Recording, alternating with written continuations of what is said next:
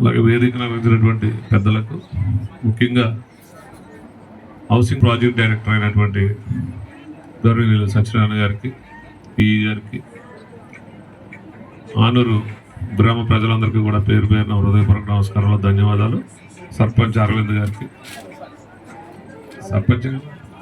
మాజీ సర్పంచ్ అరవింద్ గారికి, అధికారం ఉన్నంతసేపు ఆయన సర్పంచ్.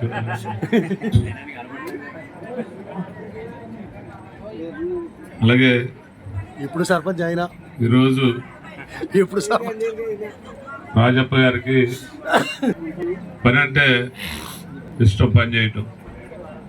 ఎందుకంటే పొద్దున్న నుంచి అంటే కొద్దిగా ఎమ్మెల్యే అయిపోయాం కదా, మూడోసారి చదువు పర్వాలేదు అనేటువంటి ఇది లేకుండా కూడా పొద్దున్న నుంచి మధ్యాహ్నం 2 గంటల దాకా తిరగటం, మళ్ళీ 4 గంటల నుంచి రాత్రి 8 గంటల దాకా తిరగటం, ఇదే పని మీద తిరగటం. మధ్యలో 2 గంటలు కూడా ఒక కలెక్టర్ గారితో మాట్లాడటం, పెద్దాపురం నియోజకవర్గం గురించి అధికారులతో మాట్లాడటం, రోడ్లు ప్రతి ఎవరైతే ఆయన కార్యకర్తలు కానీ కూటమిలో ఎవరైతే ఉన్నారో తెలుగుదేశం, బీజేపీ, జనసేన, ఒకప్పుడైతే కేవలం తెలుగుదేశం వారికే పనిచేసేటువంటి పరిస్థితి. ఇప్పుడు జనసేన కేడరు, పక్కన బీజేపీ కేడరు, రకరకాల ఫోన్లు, రకరకాల పళ్ళు, అంత ఒత్తిడిలో కూడా నిత్యం పనిచేస్తున్నటువంటి రాజప్ప గారికి ఈ సందర్భంగా మరొకసారి ధన్యవాదాలు తెలియజేసుకుంటూ, ఇక్కడ ముఖ్యంగా చెప్పాలంటే మన కాకినాడ జిల్లా అదృష్టం. దానికి ఏదైతే హౌసింగ్ ఉందో, హౌసింగ్కి ప్రాజెక్ట్ డైరెక్టర్గా ఉన్నటువంటి సత్యనారాయణ గారు కూడా చాలా మంచి వ్యక్తిరా. వీరికి పని పట్ల నిబద్ధత ఉన్న వ్యక్తి, ప్రతి ఒక్కరికి పని చేయాలనేటువంటి చూసేటువంటి ఆలోచన. రాజప్ప గారికి, మన ప్రాజెక్ట్ డైరెక్టర్ సత్యనారాయణ గారికి బ్రహ్మాండమైన కోఆర్డినేషన్ ఉంటుంది. ఖచ్చితంగా వీరి ఇద్దరి కోఆర్డినేషన్ మనం ఉపయోగించుకుంటే మన నియోజకవర్గంలో ఇంచుమించుగా 7,000 8,000 ఇల్లు కట్టవలసిన పరిస్థితి ఉంది. ఖచ్చితంగా అందరికీ కూడా ఎమ్మెల్యే గారు మాట్లాడింది,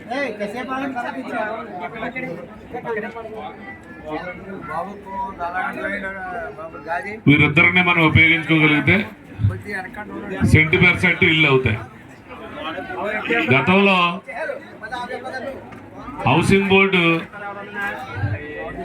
పెద్దాపురం నియోజకవర్గానికి సంబంధించి ఇక్కడ ఉన్నటువంటి మొన్నటి దగ్గర రాజప్ప గారు చెప్తా ఉండేవారు, సూపర్ ఎమ్మెల్యే అని. అతనికి ఇచ్చారు పదవి హౌసింగ్ బోర్డు చైర్మన్ గా. కనీసం మినిమంగా శాఖ అతని చేతిలో పెట్టుకుని ఒక ప్లానింగ్ లేదు, ఎక్కడ ఇల్లు కూడా పూర్తవలేనటువంటి పరిస్థితి, అసంపూర్తిగా ఉంది. మరొక ఇది దళితులు ఎక్కువ ఉన్నటువంటి ఏరియా కాబట్టి మీ అందరికీ ఒక మాట చెప్పాలి. మనందరికీ జగన్ ఏమంటాడు, నేను ఎస్సీలకి మేనమావ అని చెప్పాడు. దానికి ఉదాహరణ చెప్తాను. మా ఊర్లో మా పాల్కాపు మాకు పాపం 2014-19 మధ్యలో తెలుగుదేశం గవర్నమెంట్ ఉండగా ఇల్లు కట్టుకున్నారు.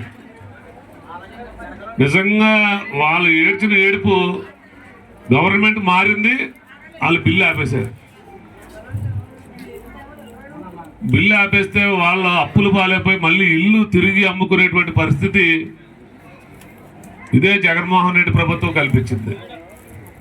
మరి ఈరోజు ఇప్పుడు చెప్తున్నారు, పోయినసారి పట్టాలు ఎవరు ఇచ్చారు, వైసీపీ ప్రభుత్వం ఇచ్చినప్పటికీ మేము వాళ్ళందరికీ ఇల్లు కట్టిస్తామనేటువంటిది మాట ఇస్తా ఉన్నారు ప్రాజెక్ట్ డైరెక్టర్ గారు కానీ రాజప్ప గారు కానీ. అది జగన్ రెడ్డి ప్రభుత్వానికి కూటమి ఇప్పుడు చంద్రబాబు నాయుడు గారి ప్రభుత్వంకి అంత వ్యత్యాసం ఉంది. దళితుల పట్ల కానీ పేద ప్రజల పట్ల కానీ ఏదైనా అభిమానం ఉండి, గౌరవం ఉండి, వీళ్ళందరినీ ఆర్థికంగా అభివృద్ధి చేయాలనేటువంటి ప్రభుత్వం ఏదైనా ఉందంటే అది చంద్రబాబు నాయుడు గారు. మరీ ముఖ్యంగా ఈరోజు పవన్ కళ్యాణ్ గారు కూడా పంచాయతీరాజ్ మంత్రి అయిన తర్వాత మొన్న గ్రామ సభలు పెట్టి ప్రతి దిక్కున ప్రతి ఏరియాలో కూడా రోడ్లు వేయాలనేటువంటిది చేస్తూ ఉన్నారు. అప్పటి పరిపాలనకి ఇప్పుడు పరిపాలనకి తేడా చూడండి. ఖచ్చితంగా మీరందరూ రాబోయే రోజుల్లో కూడా కూటమి ప్రభుత్వాన్ని ఆశీర్వదించాలి.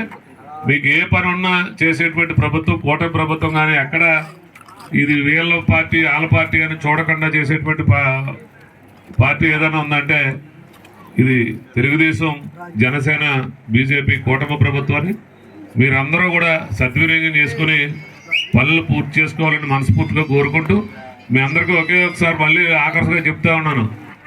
జగన్ అందరినీ, ఎందుకంటే నేను మా ఊర్లో ఉదాహరణ, పులిమేరులో ఉదాహరణ, ఖచ్చితంగా ఆ అమ్మాయి ప్రతిరోజు మా ఇంటికి తిరిగింది.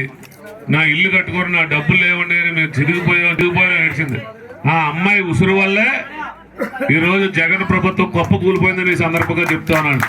నా దళితులన్నో, నా ఎస్సీలన్నో, నా దళితులన్నో ముద్దులు పెట్టో ఎన్నో రకాలు చేసావు. ఒక్క ఎస్సీలని ఎక్కువగా ఆ టైంలో 2014-19 మధ్యలో తెలుగుదేశం ప్రభుత్వంలో ఎక్కువగా ఇల్లు కట్టుకునే వాళ్ళు ఎవరో పేదవారు ఎవరో ఎక్కువగా దళితులు ఉంటారు. దళితులందరినీ ఎక్కువగా ఇబ్బంది పెట్టినటువంటి ప్రభుత్వం జగన్మోహన్ రెడ్డి అని మీరు అందరూ గుర్తించాలి తెలియజేసుకుంటూ ఈ అవకాశం ఇచ్చినటువంటి పెద్దలకి హృదయపూర్వక నమస్కారం తెలియజేసి సెలవు తీసుకుంటాం.